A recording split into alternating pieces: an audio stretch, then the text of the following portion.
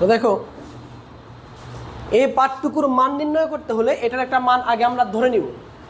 তো ধরি x is equal two, এটা ধরে নিচ্ছি, দেখো ধরি x is equal to root over one root over i plus root over i plus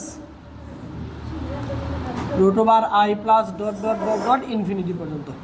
এটার মানে কি বলেন? এটার মানে হলো রুট ওভার আই, এটার মানে হলো রুট ওভার আই ইচ্ছা মতন লিখতে পারবা, চাইলে সারা জীবন লিখতে পারবা রুট ওভার আই, বুঝছেন?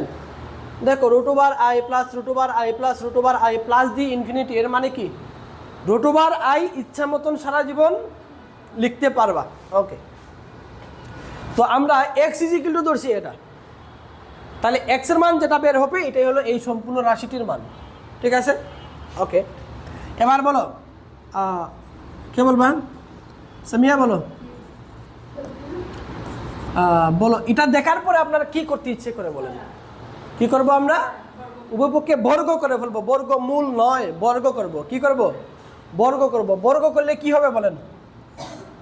এটা উপরে স্কয়ার চলে আসবে, আর এখানে বর্গ করলে প্রথম যে রুট ওভারটা আছে এটা চলে যাবে, প্রথম রুট ওভারটা চলে যাবে। তাহলে থাকবে দেখো i plus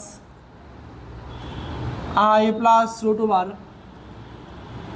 I plus root over i. মনে আছে কি না যে আমি বলছিলাম এখানে তুমি ইচ্ছা মতন রুট ওভার আই লিখতে পারবা? তো আমি আপনাদের বোঝানোর সুবিধার্থে আরও একটা আই লিখলাম, না লিখলেও হবে, সমস্যা নাই।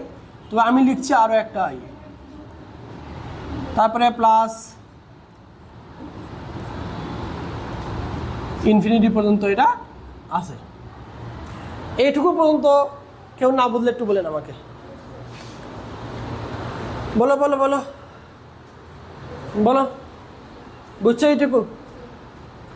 আপনি বলেন, দিদি বলেন। ওকে, এবার একটু এটার দিকে তাকাও,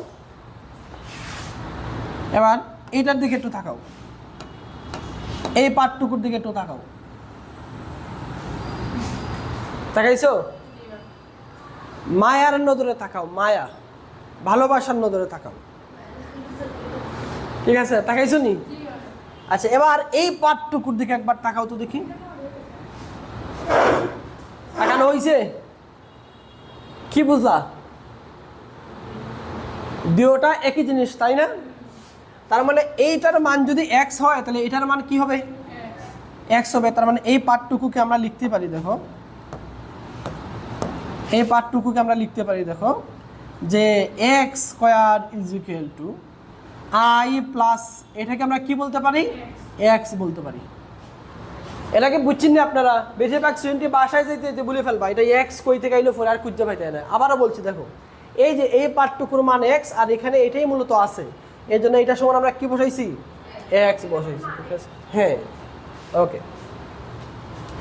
এখন দেখো এক্স স্কোয়ারকে এক্স স্কোয়ারের মতন রাখো, আর ওগুলোকে ওসেটে নিয়ে আসো, তাহলে minus x minus I is equal to 0 হয়ে গেল।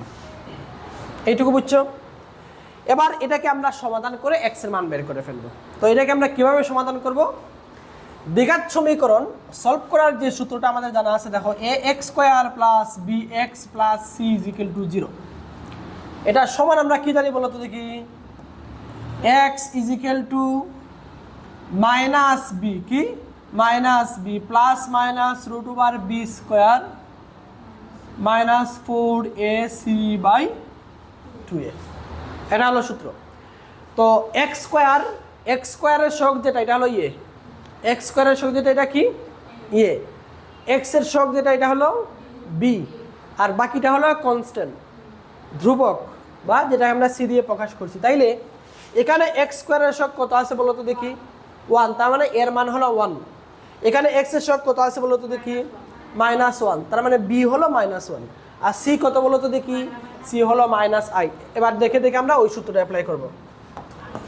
তো দেখেন আমরা যদি এই সূত্রটা লিখি তাহলে কি আসে দেখো তো, এক্স ইজ ইকুয়াল টু দেখো মাইনাস বি, সূত্রের মাইনাস বি মানে কত? এখানে -1, বি মানে হলো -1 plus minus root over b square, b মানে কত? এখানে মাইনাস ওয়ান, তার উপরে কি আছে স্কোয়ার আছে, বি স্কোয়ার মাইনাস 4a, এ মানে কত এখানে 1, এ মানে 1, সি মানে হলো মাইনাস আই, আর নিচে হলো 2a, এ মানে হলো 1।